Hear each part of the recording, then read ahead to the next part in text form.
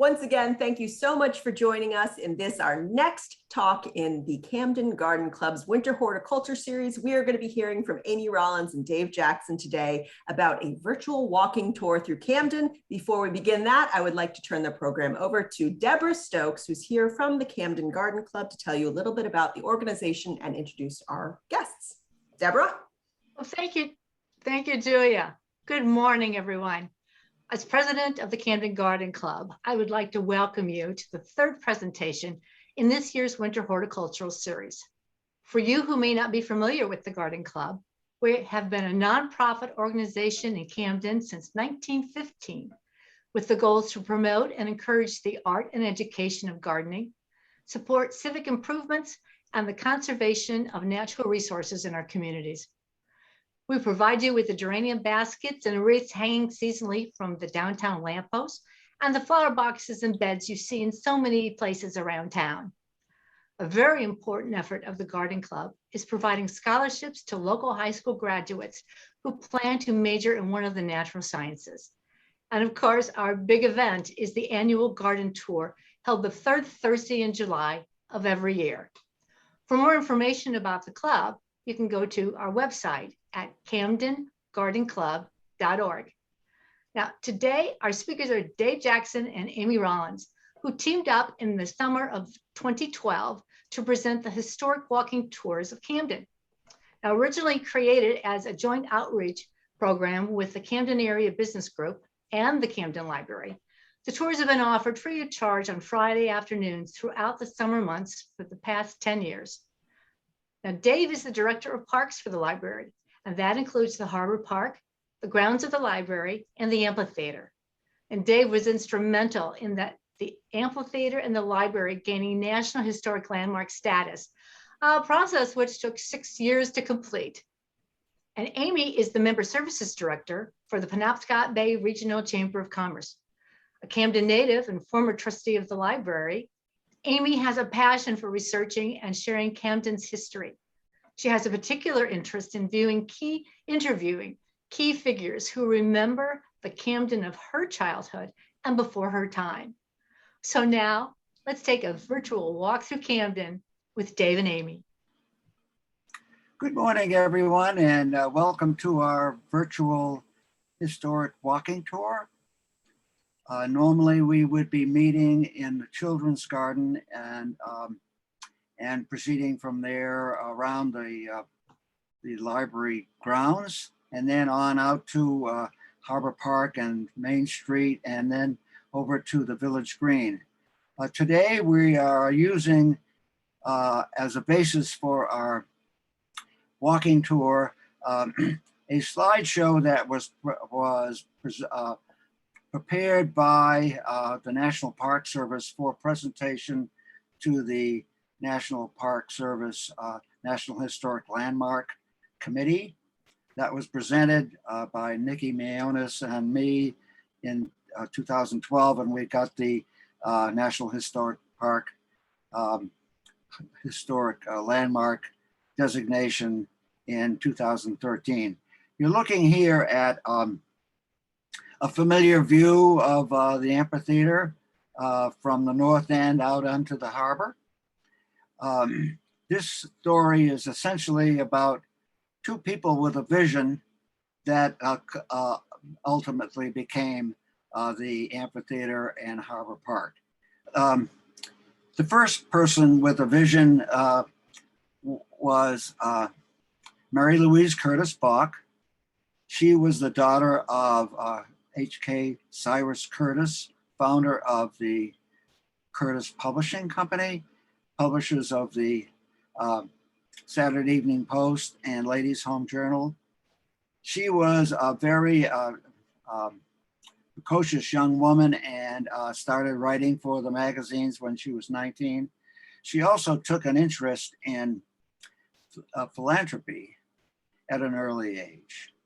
And of course, they were a very wealthy family, even by today's standards, maybe one of the wealthiest families in the country. So here we are looking at Mary Louise Curtis Bach. And the second person that had this vision is Fletcher Steele. First of all, let's look at what she did. In 1917, the Ocean View Hotel, which stood on the grounds presently where the library is located, burned down to the ground.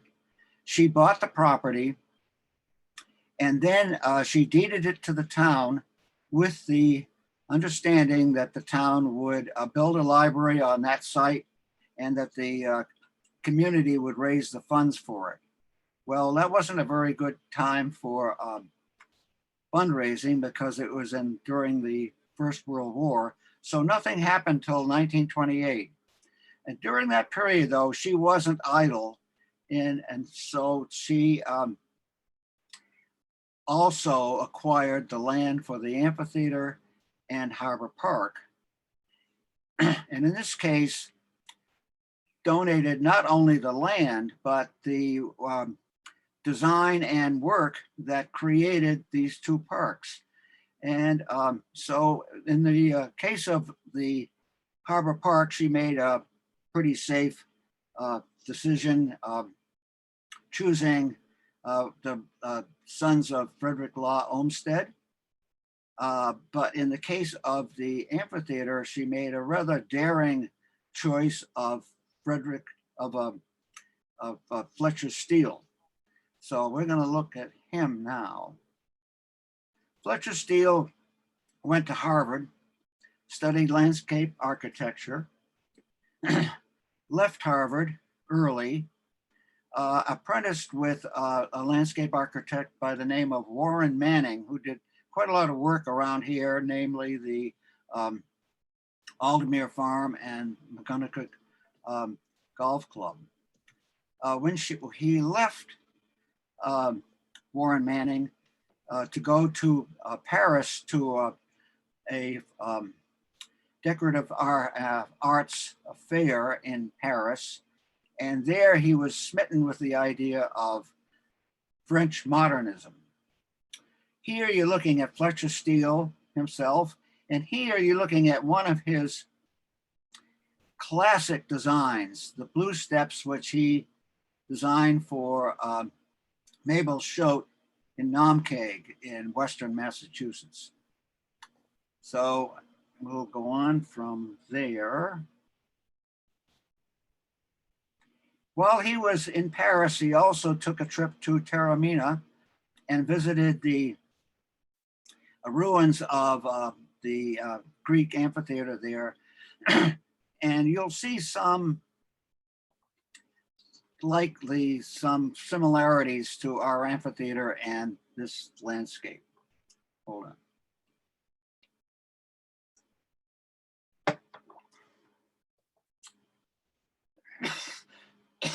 Excuse me. Here is a designer's model of what the library and the amphitheater would look like when it was finished. Now, one of the things that Mary Louise, now we're talking 1928, excuse me, one of the things that Mary Louise Curtis Bach wanted to accomplish was to provide work for the men of Camden. And there was plenty of work to do. As you can see, it was all hand labor with horses and wagons, and it provided work for the men of Camden during the Depression, and only the men of Camden, not Rockport or Rockland. Here you see some more of that work going on. You also see some of the first birches. You're beginning to see what the amphitheater was going to look like. Excuse me. And this was the equipment of the day, heavy equipment of the day. You can see they brought in this boulder on an ox cart. And the idea here was to break up the monotony of these terraces with these boulders. A lot of people think the boulders were there and we built around them, but that is not the case. They were brought in deliberately. And you see the touches of classic Fletcher steel design, greenery with white accents of birches.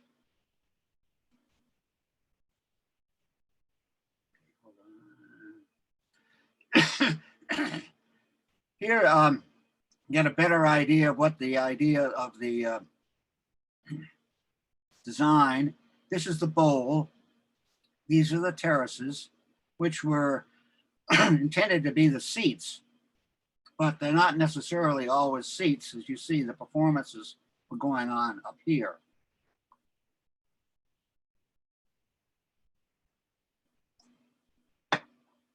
And in the back is all the greenery that screens off the amphitheater from the neighborhood in the background.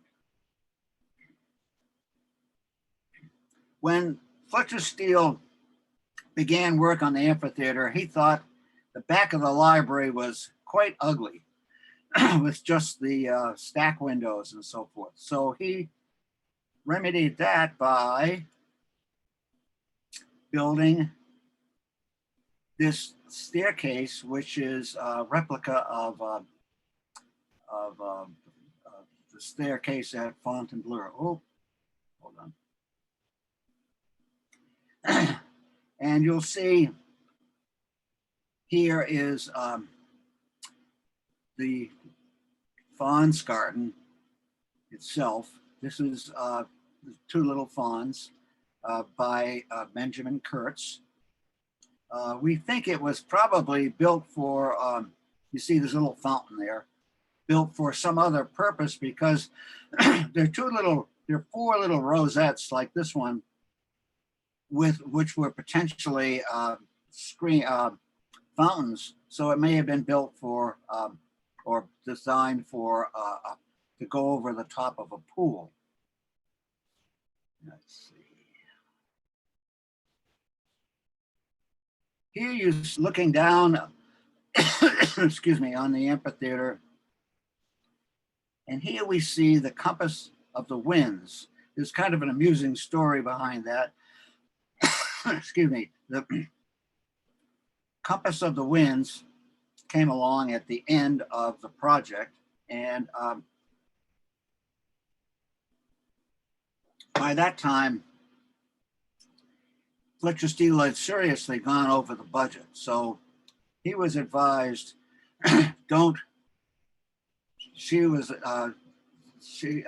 Mary Louise Curtis Bach was advised by her confidant, Reverend Hayden,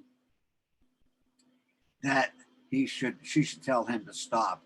Well, he said, you know, I've done all the drawings and so forth, so let me cast a plaster casting of the ring.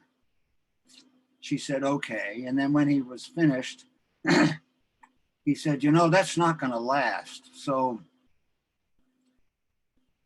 he said, let me do the bronze casting and then we'll quit there. So he did the bronze casting, and for years it was stored away in one of the red sheds, boat sheds. So when I first came to work in 2004, people asked me about the compass of the winds, and I did a little research, and sure enough, found out where it was. Got a grant from the National Trust for Historic Preservation, and got a wonderful crew together to install the compass of the winds according to the Fletcher Steele drawings. It's interesting. One of the questions was, what do you put in the center? And I remember seeing a grindstone from the old grist mill down at the edge of the water in Harbor Park. And I got out my tape measure and measured that, and it was a perfect fit. So we brought that up, and that was the center of the compass of the winds.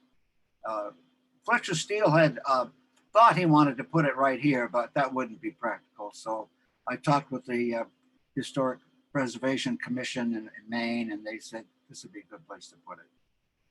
Okay, so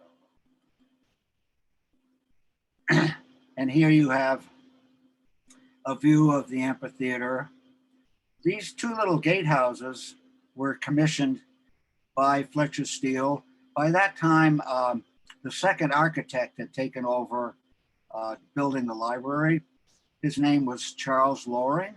The first architect had been Parker Morse Hooper, who also did the work gratis, and he had to leave because they appointed him as the editor of the Architectural Review. The idea of the gatehouses is to establish the corner points of the amphitheater, but they also very handy for storage. These lamps are Art Nouveau, also a Fletcher Steele creation, and they still work.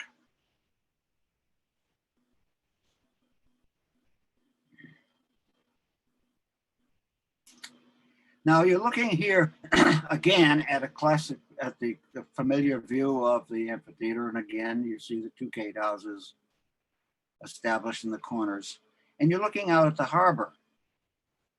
Well, that seems like a natural thing to be doing, but it wasn't really, because in those days, the Beaux-Arts tradition would have dictated that the amphitheater be parallel to the library. And Fletcher Steele said, if that's the case, then you would be looking out at the backside of Camden rather than the harbor. So he introduced the bent axis. And you can see that graphically here. See, here is the library and the Faun's Garden and the Arabesque Garden. And here's the amphitheater. And see how that's been twisted 60 degrees. And so that was quite controversial, and the committee had to sign off on it. And anyhow, thank goodness it got done that way. Here we are again with birches and boulders and some new birches, which have been, as we lose birches, and inevitably we will, we add new ones. This was, this is one of the very few trees that were not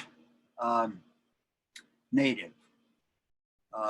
This is a Camperdown elm. You can see it here originally. It's one of the original trees.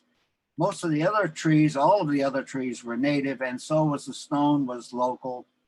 And this was a departure, and nobody knows particularly why that made that departure, but it's a wonderful tree. And Fletcher Steele did us a big favor by building up the grounds on the south lawn by the library, so that when time came to expand the library, we were able to build underground and under the south lawn and pull this wall down and then put it back up again. Here's the children's garden where we will normally meet for a walking tour. This is the original this is the first opening of the amphitheater, and use these trees, these chairs were 1931, the graduation of the Camden High School class of 1931.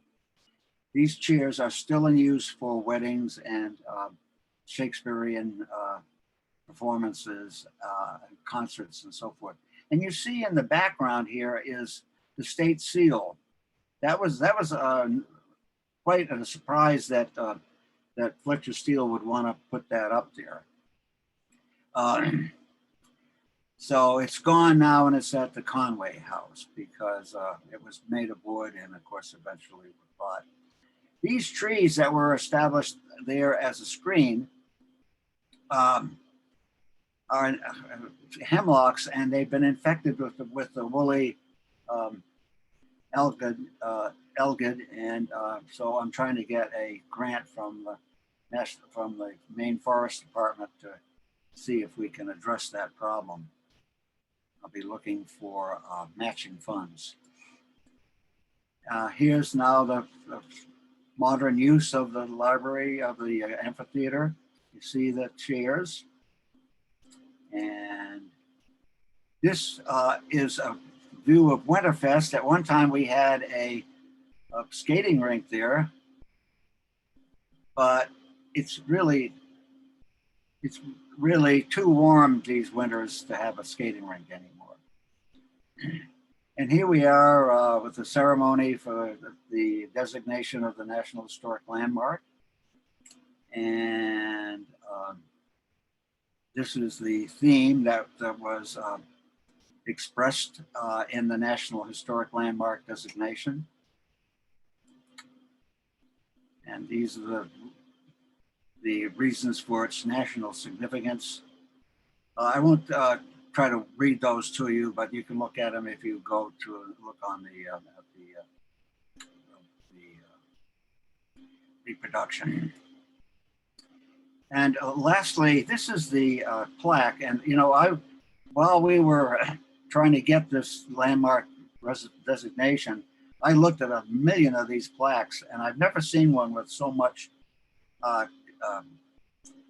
copy, and it was beautifully written. Designer Fletcher Steele balanced traditional and modernist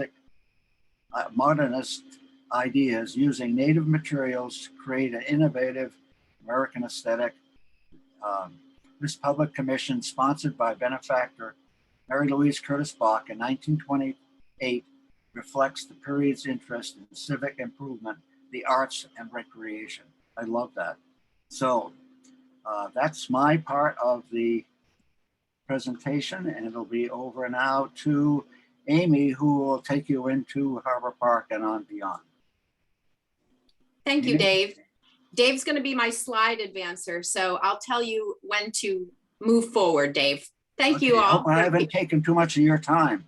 Not at all. You're good. So I start with this slide because 2022 is actually the 200th anniversary of the birth of Frederick Law Olmsted.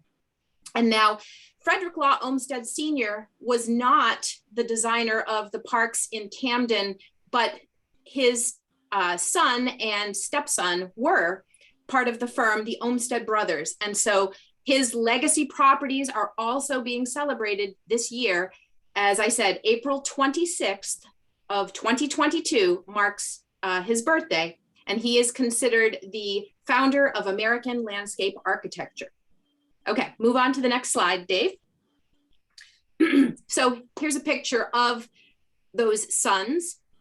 And here's a nice aerial view of Harbor Park. And as Dave mentioned earlier, the Olmsted brothers firm was busily designing Harbor Park on one side, and Fletcher Steele was designing the amphitheater on the other side of Atlantic Avenue.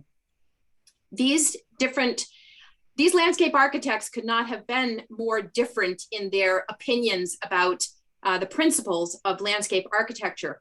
But there was one thing that they were able to agree upon, and it was a very significant thing that they agreed upon, thereby providing all of us with the lovely views that we see today. So next slide, please, Dave.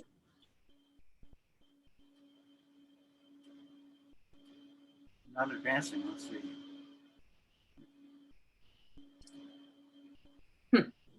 Okay, whoops, go back one, please.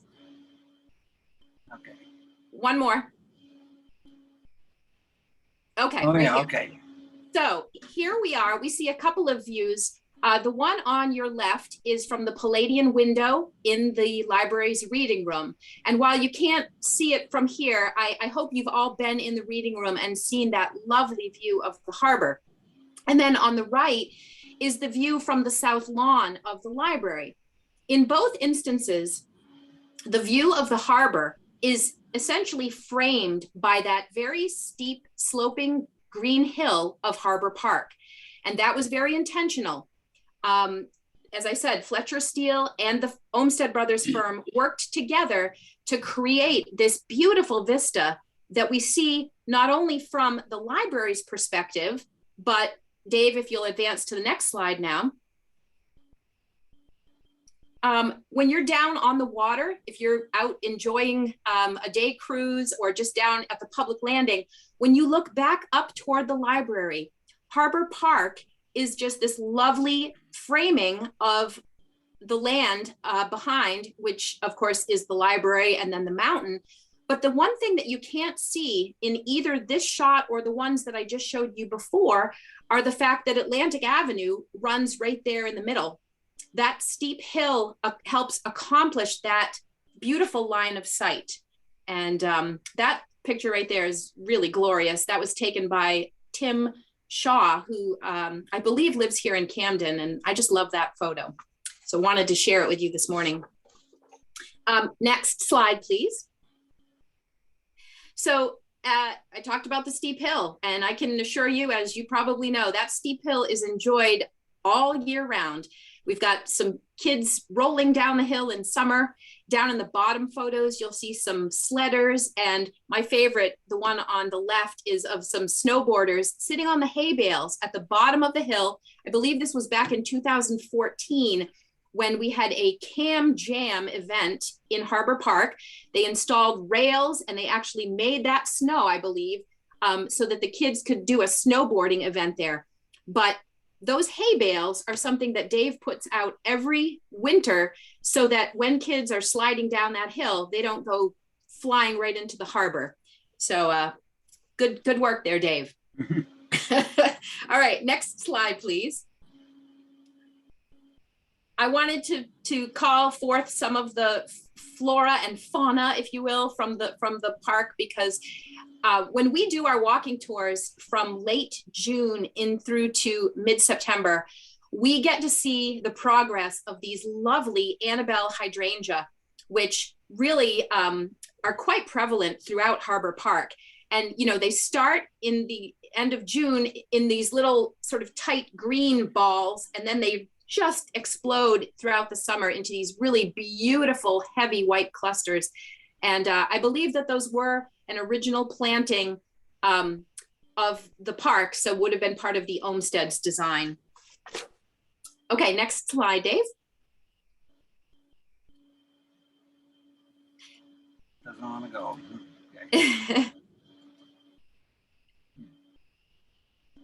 Okay. Okay, so as you exit Harbor Park out toward Main Street, you're going to pass by Camden's Civil War Monument. Now, the Civil War Monument was actually installed a little bit further up at the top of Main Street on Memorial Day in 1899. And it was known as Monument Square. It is that intersection at where Main and High and Mountain and Central all converge. And I believe now the Camden Garden Club actually plants some flower beds there. But back in the day, this monument was dedicated there.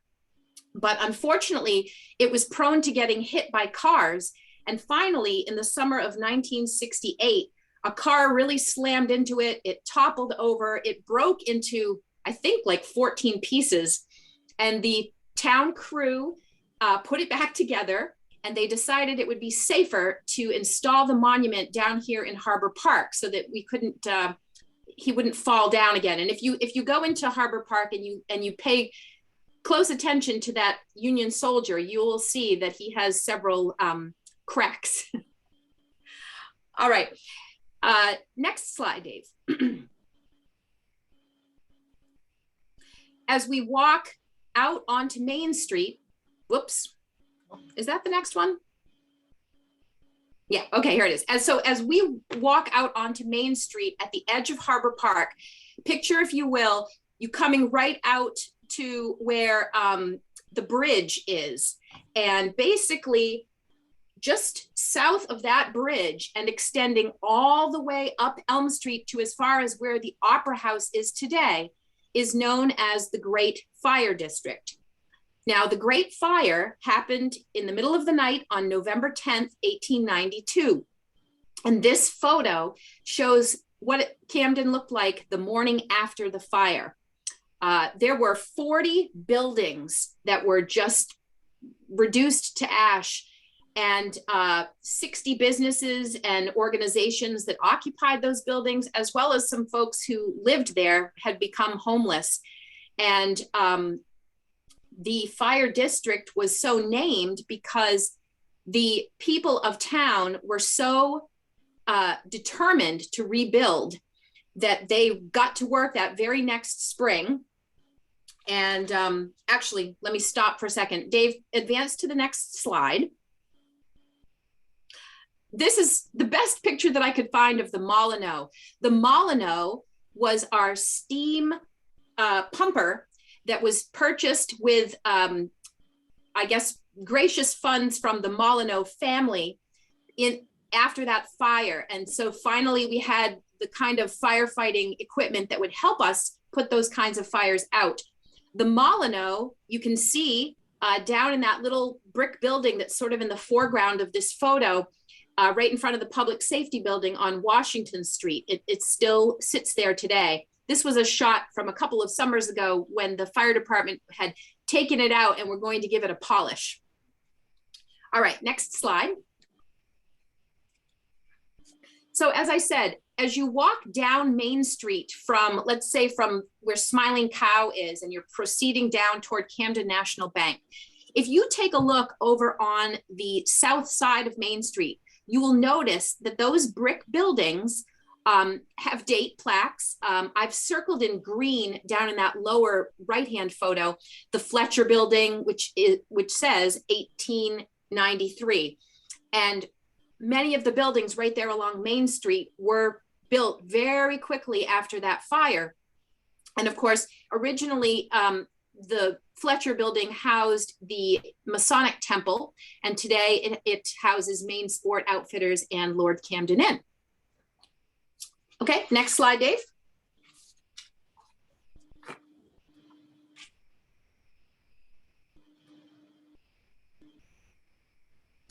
I'm trying. That's okay. Oh, nope, back one one. too many, I think. Yep. Yep. Okay, so as I mentioned, the sort of south end of the fire district was where the Camden Opera House sits today. But prior to that, it was a building called Magonica Hall, and it was made of wood and it did burn. And the Camden Opera House was what was erected in its place. The Camden Opera House was designed by Elmer Thomas, who was from Lewiston, Maine. He was Maine's first architect to have a college education. He had attended Amherst College and then MIT. And he actually designed many prominent buildings throughout Maine, a couple that you might be familiar with down in Rockland, the McLean School, and the building that now houses Fogg were also designed by Elmer Thomas. One of the features that he really loved was sort of those eyebrow windows, and of course the arch at the front entrance to the Opera House. Mr. Thomas designed the Opera House when he was 30 years old, but sadly he died at the age of 33 of typhoid. So I can only imagine what other grand things he would have done if he had lived a longer life. But the Opera House certainly has been a grand addition to Camden. And at the time that it was built, it was the tallest building in Knox County, and it cost $12,000 to build. It's on the National Register of Historic Places, and it was fully restored in 1993 at its 100th birthday. Okay, next slide.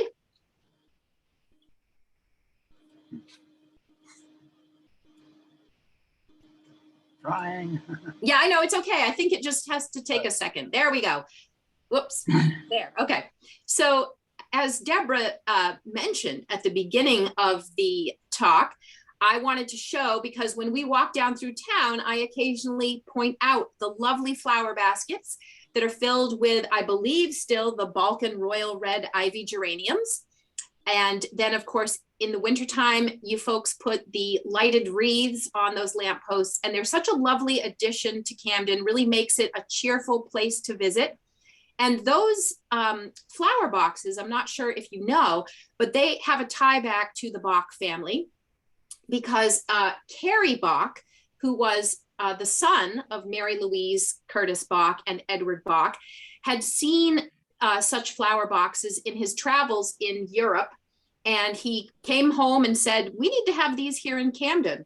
And so a local blacksmith by the name of Frank Alexander created those baskets. And I believe in the mid 20s or early 20s, when these came into place, they were part of a wonderful program that the Bachs implemented, and I gave money toward the beautification of Camden, encouraging residents and I think businesses to beautify their lawns and their landscapes and their window boxes. And there were prizes given out. And I know that the Camden Garden Club came into a very prominent role there, and sort of oversaw those contests, and then did take over the caring and keeping of the flowers that live in those boxes every summer. All right, next slide. And then, as Dave mentioned, we do end our tour on the Village Green. And the Village Green was also designed by the Olmsted brothers firm in 1926. The site of the Village Green was actually the Bayview House, which was the oldest hotel in Camden. And it burned to the ground in 1917. So not the fire of 1892, but another fire. And that property lay barren until rumor of a gas station started to go around town. Well, Mary Louise Curtis Bach got her father and a couple of his business friends to each contribute $5,000 to purchase the lot and hire the Olmsted brothers firm to create a restful spot of green in the heart of town. And they wanted it kept extremely simple in character, like an old New England common, which I think they achieved very well. And Dave, next slide, please.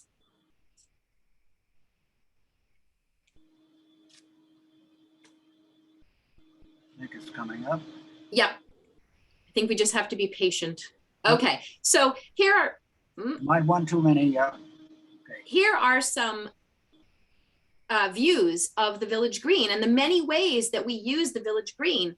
Certainly the photo in the upper left-hand corner just shows a beautiful summer day. People are enjoying the benches. You know, during COVID, I know there've been a couple of picnic tables put on the Village Green, and people love to eat their lunch there.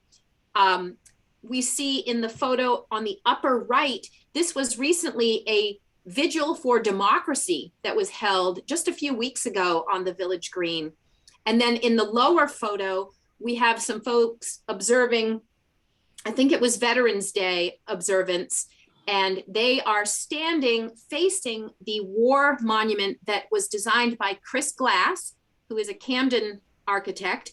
Now, the monument at the back of the Village Green was installed in 2006, and it is serving to honor all veterans of all wars from folks who were from Camden. The flagpole that you see just a little bit to the left in that photo was designed by the Olmsted brothers to honor World War II veterans, and that was dedicated in 1950.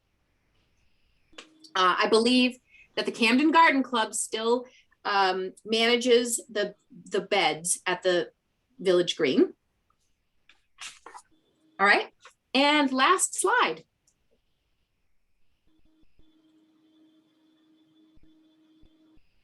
Okay, so we start our tours at 4 o'clock in the afternoon on the benches at the Children's Garden. And we aim to be right there at the Village Green when the clock strikes 5 in the Baptist Church Tower. And this is a photo of Dave and I surrounded by a bunch of our walking tour participants a couple of summers ago. And I wanted to end with this one to just encourage you all to come on our walking tour next summer. So thank you. And I guess we'll open the floor to questions. Thank you so much, Amy and Dave. Dave, if you could go up to the top of your screen, you should see a little something that says stop share, and that will bring us back to, there we go. And let me get us gallery. There we are. All right. Thank you both so much. That was wonderful. And I had the pleasure of hearing the walking tour before, but every single time I feel like I learned something new. So thanks so much. If anyone out there has a question for Dave or Amy, you can go ahead and type it into the chat box or into the Q&A box, which is down at the bottom of the screen. And while we wait to see if anybody has a question, I wanted to know, do you have any information about the weather vanes that are on top of each of the gatehouses? Because those, I was taking some photos the other day early, and the sun was just gleaming on those. Can you tell us a little bit more about those? Yes, they were, I don't know if they were specifically designed by Fletcher Steele, but they certainly were part of the original park. And when we did the preservation of both parks in just about the turn of the century, this century, they were restored at what was then Wayfarer Marine, and the rooster was gold leafed.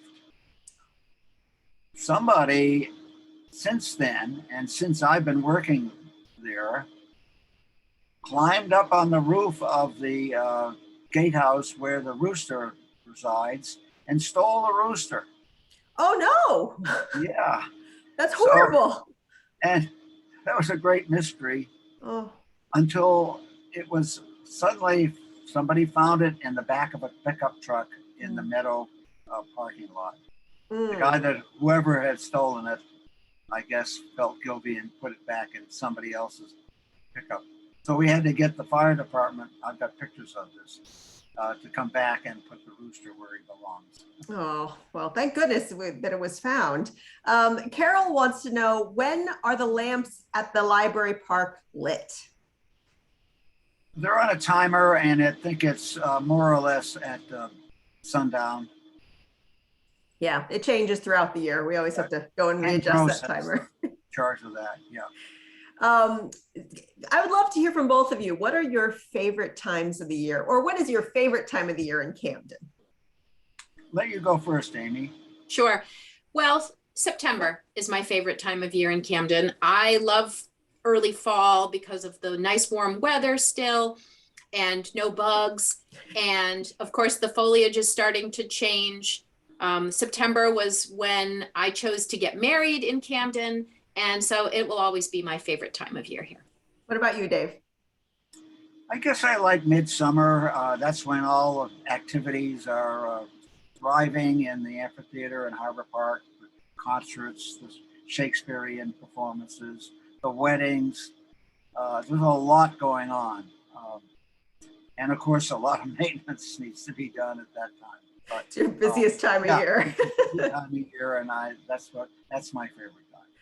I wanted to mention that I just love when the lilacs come out in Harbor Park.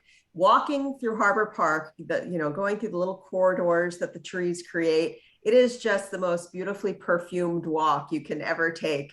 So if you've never done that, walk through Harbor Park in an evening when the lilacs are really in full bloom, and it's such a treat. We're having a lot of folks saying thank you.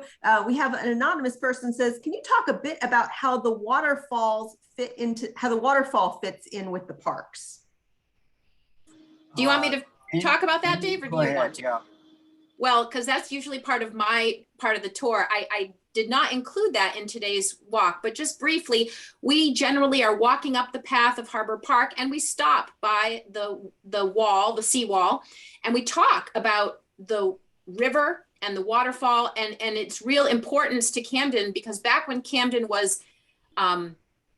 became inhabited by Englishmen, they recognized right away the value of that river.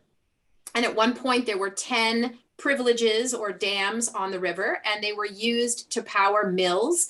And there were so many different kinds of mills all along the river. Now, the Magonica River is about 3.5 miles, and it drops 140 feet down to the ocean. So there's a lot of power there. And of course, You know, over the past couple of years, Dave and I have fielded a lot of questions from folks who, you know, see the banners and just, you know, wonder what is going to happen with the falls. And I think no matter what happens with the dam, you know, there will always be a river that flows into the harbor. So, and it's a wonderful reminder of much of the history of what, you know, developed Camden into the thriving metropolis that it is today. Thank you. Sue wanted to know, where did the Bach family live in Camden?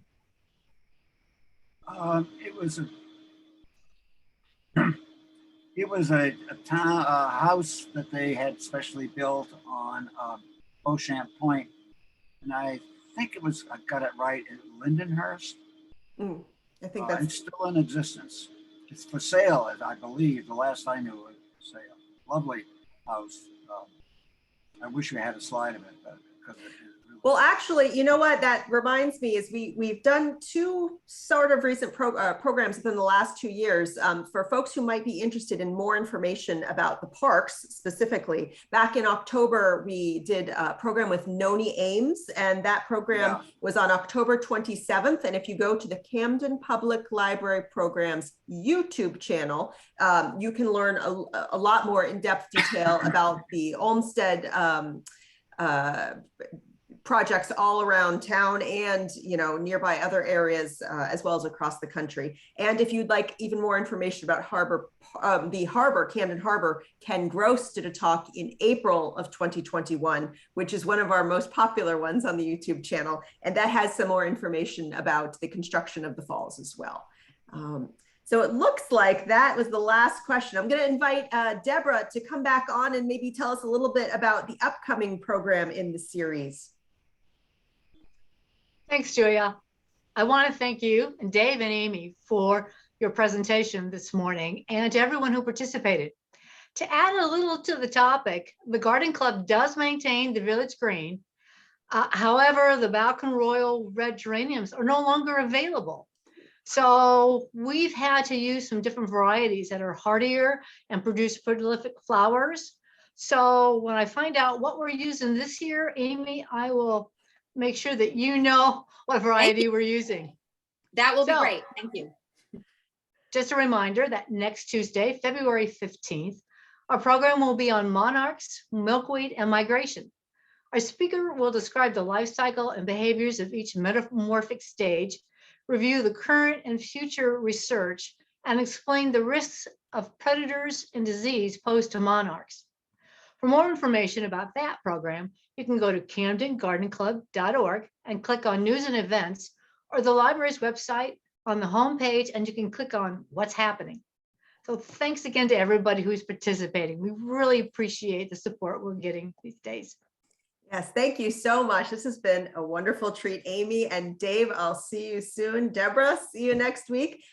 Please visit librarycamden.org to find out about other upcoming programs we have. And I wish you all a wonderful rest of your week. Bye-bye, everyone. Thanks, everyone. Bye.